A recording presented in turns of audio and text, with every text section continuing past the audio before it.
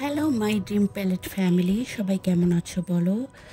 একটা শীতের সুন্দর ঝলমলে রোদ্দুরের সকালে তোমাদের সবাইকে স্বাগত জানাই। সকাল সকাল দেখো ওয়াশিং মেশিনের সমস্ত জামা কাপড় এখানে শুকোতে দিয়ে দিয়েছি। আর আমার এই গাছপালাগুলো একটু দেখাচ্ছে, এই দেখো পুঁই শাকটায় সমস্ত ফুল এসে গেছে, এখন এবারে দানা হয়ে যাবে। আর এইখানে দেখো আমাদের পুষি রোদ্দুর পোয়াচ্ছে, কি সুন্দর। তো চলো, এই রোদ ঝলমলে রোদ্দুর থেকে তো যেতে ইচ্ছাই করছে না, কিন্তু যেতে তো হবেই, কেননা সকালবেলা অনেক কাজ। দেখো আমি রান্নাঘরে চলে এসেছি। এখানে দেখো আজকে তোমাদের সাথে আমি কি শেয়ার করছি। প্রথমেই দেখালাম আলুটা কাটা আছে আর বাঁধাকপিটা ভাপিয়ে নেওয়া হয়েছে। আচ্ছা, এইবার দেখো আমি বাঁধাকপি রেসিপিটা তোমাদের সাথে শেয়ার করছি আমি কিভাবে করি। আচ্ছা, এটা কিন্তু একদম নিরামিষ রেসিপি। তো চলো প্রথম থেকে পুরো রেসিপিটা দেখতে থাকো, তোমাদের কেমন লাগে তোমরা অবশ্যই জানাবে। আর তোমরা কে কে ঠিক এইভাবে রান্না করে খাও সেটা আমাকে কমেন্টের মাধ্যমে জানিও। প্রথমে দেখো আলুগুলো ভালো করে ভেজে নিচ্ছি। হ্যাঁ, তার আগে অবশ্যই তেজপাতা, লঙ্কা, জিরে, গরম মশলা ফোড়ন দিয়েছি। আর এইখানে আলুটা ভাজতে ভাজতে আমি নুন আর লঙ্কাগুলো দিয়ে দিলাম, দিয়ে ভালো করে আলুটা ভালো করে ভেজে নিচ্ছি। তারপরে এখানে দিয়ে দিলাম আদা বাটা, এটাও ভালো করে আলুর সাথে কষিয়ে নিচ্ছি। দেখো, আচ্ছা লঙ্কা গুঁড়োটা দিয়ে আলুটা ভাজলাম এই কারণে কালারটাও খুব সুন্দর এসছে। দেখো আলুটা ভাজা হয়ে গেছে, এবার আমি তুলে রেখেছি। এইবারে তেলের মধ্যে আমি হলুদ, জিরে গুঁড়ো, টমেটো কুচি সব কিছু দিয়ে ভালো করে নেড়ে নিচ্ছি। দেখো খুব সুন্দর কালারটাও বেরিয়েছে।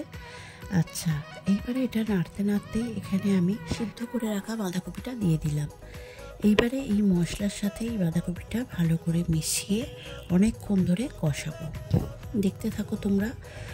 এইভাবে কষাতে কষাতে বাঁধাকপিটা তো হাফ সেদ্ধ হয়েই গিয়েছিল, তো এইভাবে কষাচ্ছি। কষাতে কষাতে বাঁধাকপিটা খুব সুন্দর একটা কালার বেরোবে। এই দেখো, তোমাদের সাথে গল্প করতে করতে তোমরা কেমন আছো সেটা তো জিজ্ঞেস করতেই ভুলে গেছি। তোমরা প্লিজ বলো যে তোমরা কেমন আছো। আমি তো ভালোই আছি, আর আমি চাইবো আমার সমস্ত ভিউয়ার্সরাও যেন খুব ভালো থাকে।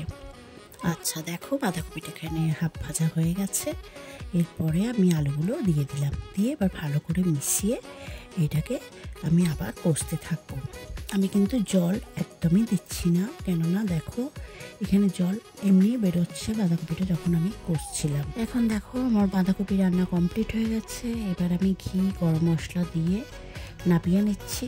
আর হ্যাঁ, তোমাদের একটা জিনিস আমি দেখাতে ভুলে গিয়েছি, আমরা কিন্তু বাঁধাকপিতে মিষ্টি দিয়েছিলাম, সেটা আমার শ্যুট করা হয়নি। একটু মিষ্টি মিষ্টি আর ঝাল ঝাল করে আমরা খাই।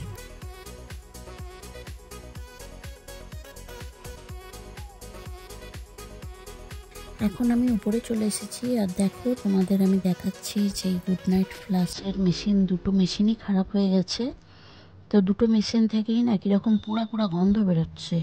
তোমাদের কি এরকম হয় একটু জানিও তো। তো সেই জন্য এই নতুন মেশিনটা উঠেছে, দেখাচ্ছে যে কারেন্ট চলে গেলেও 2 ঘন্টা পর পর্যন্ত জ্বলবে।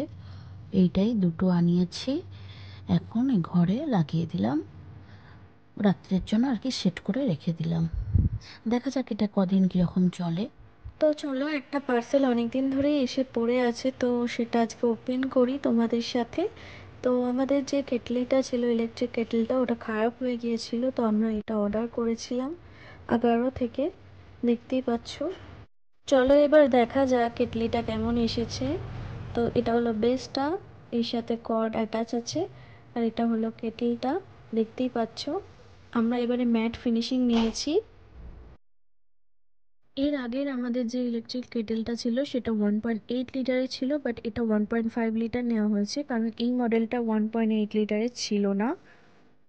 ওভারঅল সব কিছুই বেশ ভালোই লেগেছে, তবে এটার যে অটোমেটিক যে অফ হয়ে যাওয়ার যে অপশানটা আছে সেটা খুব একটা ভালো কাজ করছে না, কারণ এটা অনেকদিন ইউজ করার পর এখন আমি ভয়েস ওভার দিচ্ছি।